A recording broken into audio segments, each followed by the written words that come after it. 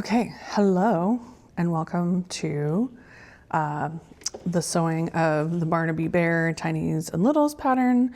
This is Barnaby's face. So this is a tiny, this is a little 3 inches tall, 4 inches tall. I changed my camera angle from the last video, so hopefully this will work better, but bear with me, haha, because I'm still learning how to do tutorials. So this is the face section in the pattern. I do give you pretty good, detailed instructions on how to do it, but I'm also going to do a little video. So here's my little strawberry bear we've been sewing. He's here. I'm going to try not to crash into the camera. We'll see how that goes. Strawberry bear. So I use DMC floss, although I think this is a off-brand one, but that's okay. I don't know if there's needles I love, but these DMC embroidery needles have been working pretty good for me recently for both this face part and then like the last part, I just closed the side and I use the same needles. So let's see. So I like to use, you can use regular pins like this, but they go through to mark the face, but then they're very stabby in the back. I used to take these to farmers markets and I'd have them like stabbed through the face. And then it showed kids that I stabbed them through the face. Probably wasn't very nice. Anyway, I found these cute little applique pins since you can find applique pins. And they are quite small and petite, so you can see the mark, but they don't really stick through the back as much. So I'm gonna take 3 and I'm gonna mark about where I want the face. I have the face marked on the pattern, if you have the pattern, but you don't necessarily need to transfer it. You can just kind of eyeball it. I don't like to do the face before I sew the bear together because it tends to shift. If you do it before, it's harder to get it really centered. As I'm struggling even to do this now, it's hard to get the face really centered if you're embroidering it before you stitch the bear. So that's about right there. That looks about right. And of course I can adjust as I go. So for the floss, I do about 36 inches, kind of arm to arm. I normally have one cut, but apparently not today. And then I just use one thread, one strand for these. So, could have pulled it apart before I got on camera, but why do that when it's fun to, test yourself? Okay, so move that aside. Okay, so there's my strand of floss. I'm going to grab my needle out. These have a nice, I've done some suggestions of needles from sewers online and their eyes are really small and I don't like them as much. This one seems pretty reasonable as I fail that first threading. Okay. You can use a needle threader too. Mine are in the house, but that's okay. All right, so wait, what am I doing? I did that wrong. Okay. Talking. Okay, so here's how I do an invisible start on the face. I thread, oopsies, bumped the camera. So that's the two ends held together right there. This is why I like a big eye in the needle, because then I thread both ends through. Did I get that okay? Yep. I just run that down. So now I have almost a reverse double thread, right? Because I have the 2 loose ends up here running through the needle, and then I have a loop on the other end, if that makes sense. And that's how I then go to where the eye is, right? And I just take a little nip of the fabric here, and see how that's just a little bit. And then I pull it through to the loop, and then I run my needle through the loop, and whammo, that is an invisible start, right? That's on there and invisible. You can't see where the end is. Sorry, I'm bumping the camera all over the place. Sorry. Okay, so that's the start of the eye. So I'm just going a little above and a little below it, and I'm stitching, and I'm just gonna go do that several times. There's a little bit more. Come on, camera. Focus. Whoa, okay, there we go. So there we go. And then we're just gonna keep doing that till we build up an eye. I should have grabbed a thimble. I like to wear a thimble on my middle finger to help with the pushing. If you need to, you can also grab a grippy one for your thumb. That helps too, but we'll just wing it.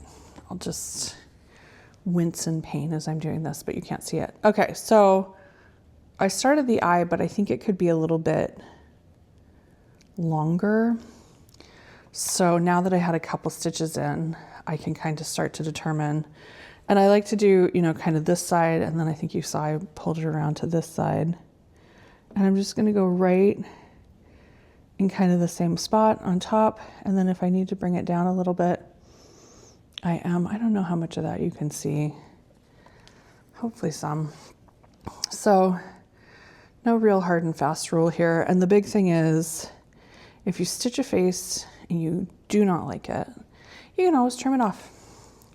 And that's the best part of it. Thread is very inexpensive, and the bear face will just continue to be there for you, even if you have to cut your face off 10 times. Hopefully you won't, but okay, can you see that I'm just building that up? And now, just looking, I'm pretty happy with that eye. So I went to do this side, but you can kind of see that little lump. So I think it looks better if I go this way. So I'm going to go right back in the top here, and then I'm angling, see my needles coming out. I'm going to try and get it to come out where that pin is. And like I said, if you want to, you can adjust where it is as you go. I don't know if you can see, but I can still see the hole from where the pin was, but I actually want to bring the needle back. Whoops, too far.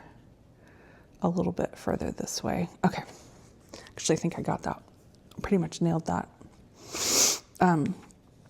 Hole in the fabric from the pin, which will obviously go away. Okay, so the other thing is, if you finish this eye, you're like, yeah, it looks great, and you move on to the next one, and even the mouth, and then you look at it again, you go, oh, that really needs to be a little wider, or depending on how much, you know, what it looks like once you get the second eye done, you can always come back and add more stitches. So can you see the thread's kind of in the middle, and I aimed and ticked just a little above and below.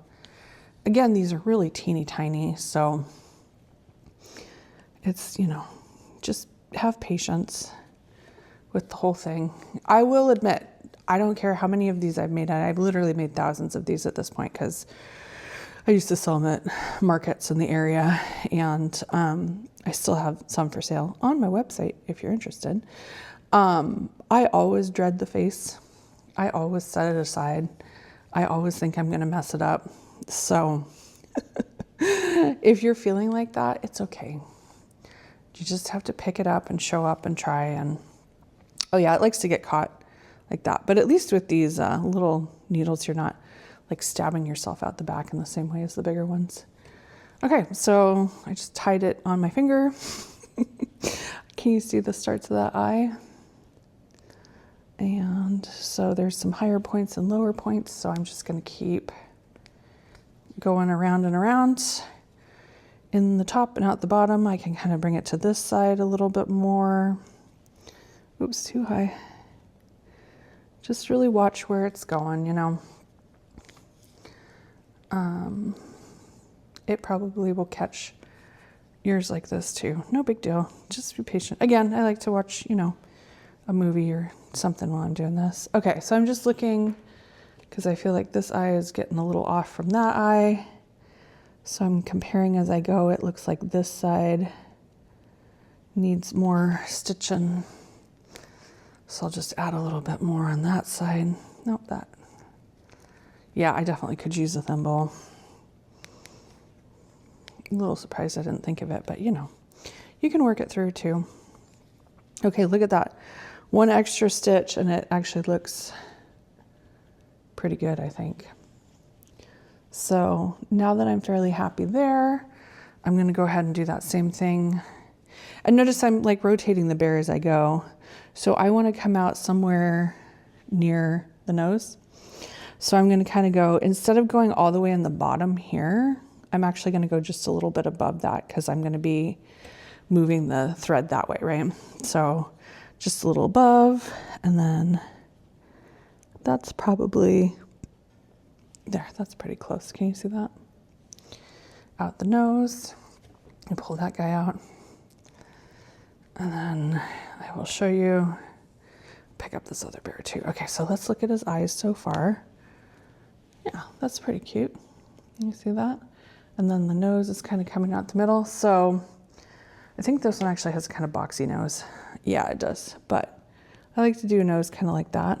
Here's the Littles version too, kind of a square.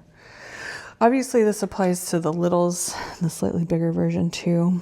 So I'm doing just like I did on the eye. I'm grabbing slightly above and slightly below where that thread's coming out. And on the nose, I just kind of do a few stitches to the left or right, depending on the day, whichever I feel like, to kind of get like as far as I want the nose to be widthwise, right? And then I kind of come back over it. So now I'm going to kind of establish that, he says the width or the height of the nose, I guess. And then I come back over those few stitches I already had, kind of even it out. Do a couple more. See how this is a lot shorter and that's a little bit taller. So, but I'm pretty happy with where the top is. So I'm going to kind of aim to hit that every time. Keep going. Yeah, like I was saying, this absolutely applies to the slightly bigger Littles version too. You'll just need a little bit bigger face. And if you want, it might work to start with a Littles face instead of a Tinies because it is a little bit easier, I think. Okay, so see there's a little bit of a dip there. So I'm trying to get kind of just slightly above it to kind of, whoopsies, cover that up.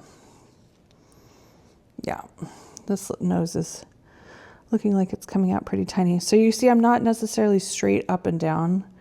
I'm kind of coming across, but once you get that kind of base of stitches, oopsies, that's too tall. So I'm just gonna go back in here, hopefully.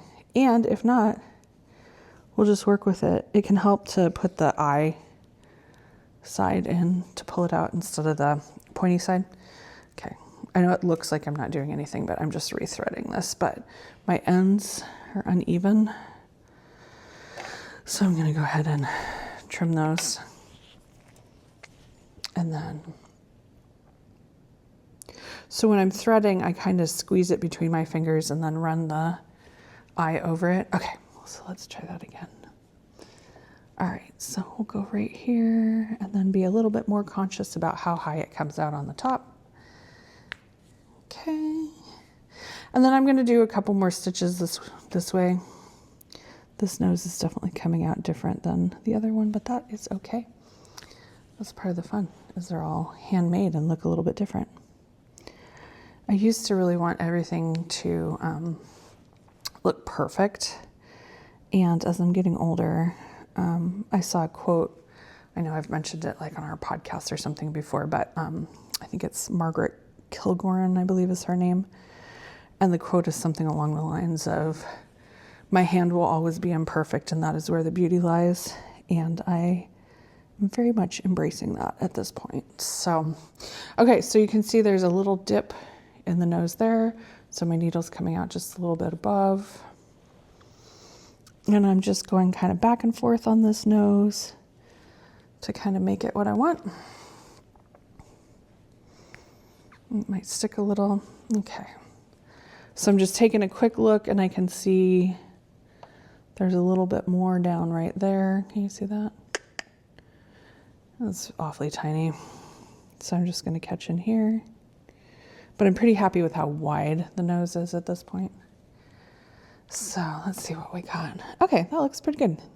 So, you know, sometimes I'll eyeball it and I'll be like, well, it's not perfectly square between and I could definitely go this way more, but I think this will be fine. Do I? I said that and now I'm like looking at it again. Okay, so what I can do is kind of do a big stitch this way. Right, so that's quite a ways over to the right. Sorry if I'm shaking the camera. And then maybe I'll add one more tick on the end here. That ought to do it. Yeah, I like that a little bit more. Me saying I'm not a perfectionist anymore, and then here we are, right? Proof on camera. All right, well, there's a little bit of a dip up here on the nose. So we'll kind of work our way back to the center and maybe see if we can get that. Because we're going to do the little grumpy face next. Everybody always says my critters look really grumpy, but I don't mind. So if you want to make yours super happy, you can, but you know, could be a little creepy if it's super happy all the time too. Like, why are you that happy? Okay, so I'm pretty much taking care of that little dip in the middle of the nose. And now we're gonna run these down here, right, for the face. So what I'm gonna do is go in at the nose there and then kind of just eyeball it out there. And you can always change it. This part's pretty easy, so I'm gonna hold it back up. Yeah, and I'm pretty happy with that. So I'm gonna kind of aim for the center of the nose here. And then in the actual stitching, and then I'm gonna aim for about the same, right, on the other side. This looks like it might be a little bit too much. Okay, but again, I can always pull it out, especially here. So I'm testing it. Actually, that looks pretty good. So here's what I'm gonna do. I'm gonna feed it right in the same spot there. I'm gonna run the needle up through the nose to the top, check it. Cute, love it. And then I'm gonna go ahead and look at the eyes. If I wanted to, I could go back in the nose and then come into the eye and fix one of the eyes. But honestly, I think it looks pretty darn cute. So I'm gonna call it good. I'm gonna dive it back into the nose, and then I'm going to push it through the back of the head. This is especially helpful to have a thimble because it wants to get stuck in the, there we go. I'm gonna pull it taut, and then I'm going to trim, well, my fingers are in the way. Nope.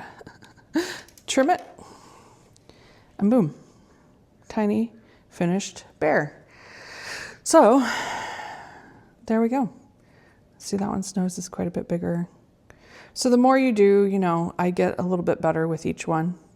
And yeah, you can always just cut it out if you wanted to. These are those Karen K. Buckley's. They have a really nice point on them, and you can just get right under there and cut the stitching out if you want.